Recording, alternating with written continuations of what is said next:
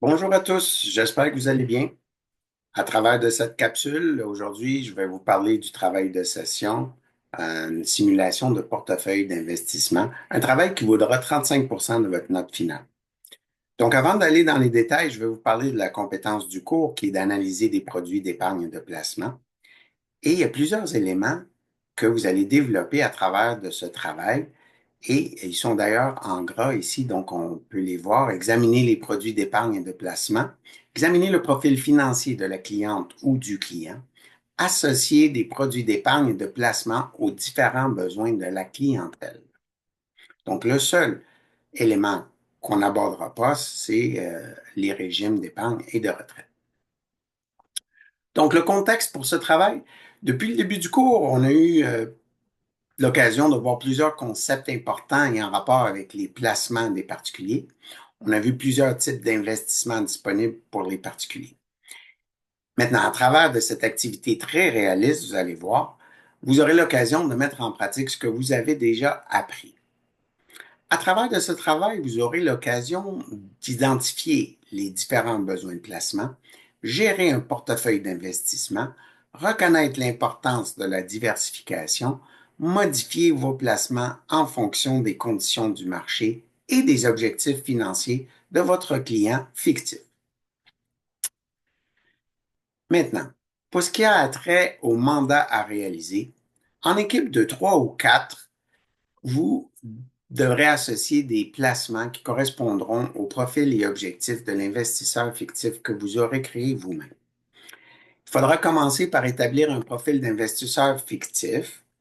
Ensuite, vous aurez 100 000 $ de votre client fictif que vous pourrez investir sur le marché boursier. Bien sûr, il faut bien comprendre les différents types de placements ainsi que les risques et les rendements potentiels de ceux-ci.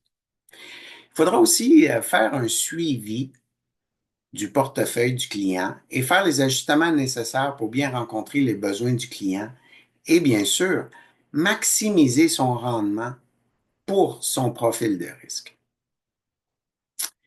Maintenant, pour ce qui est des tâches et livrables, le rapport initial qui est à remettre le 3 octobre vaut 5 de votre note finale et ça porte sur le profil et les objectifs de votre investisseur fictif que vous allez créer.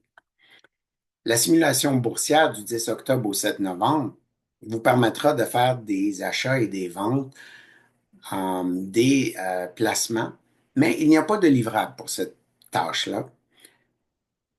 Pour la présentation orale, ça sera le 14 novembre et ça vaudra 10 et le rapport final sera à remettre le 21 novembre et ça vaudra 20 de la note finale.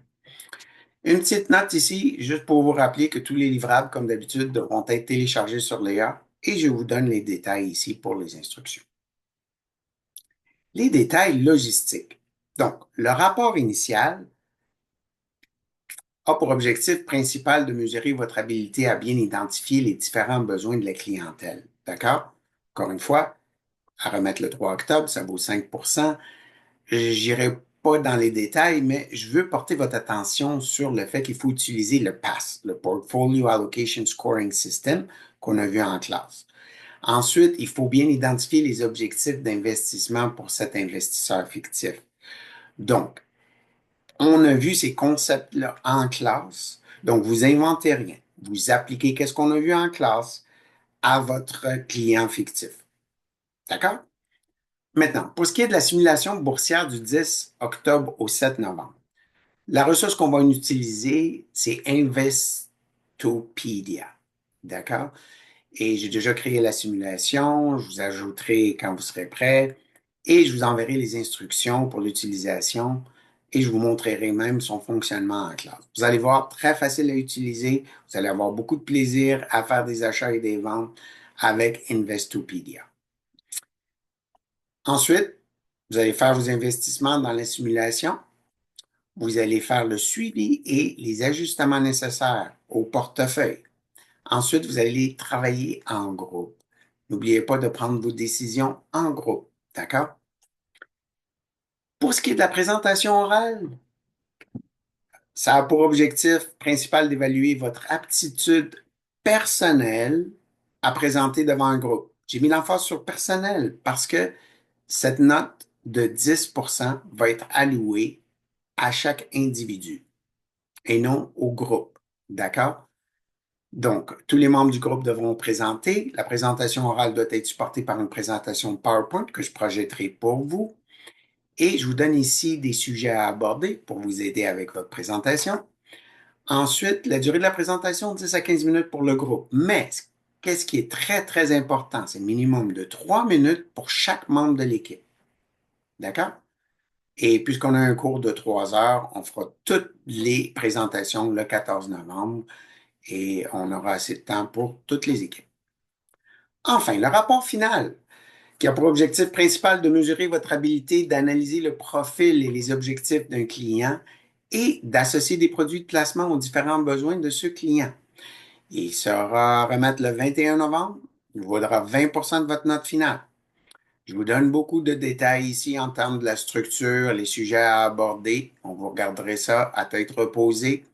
La note ici qui est importante, ce que je voulais vous expliquer, c'est que j'ai fait exprès de mettre la présentation orale avant le rapport final. Ceci me permet de vous donner de la rétroaction pendant votre présentation orale. Et vous pourrez utiliser cette rétroaction de votre présentation pour l'appliquer à votre rapport final. Et ainsi, vous pourrez peaufiner votre rapport final ou l'améliorer et ainsi avoir un travail d'excellente qualité. Donc, j'espère que vous êtes excités de commencer cette simulation. Vous allez avoir beaucoup de plaisir et je vous souhaite un excellent travail.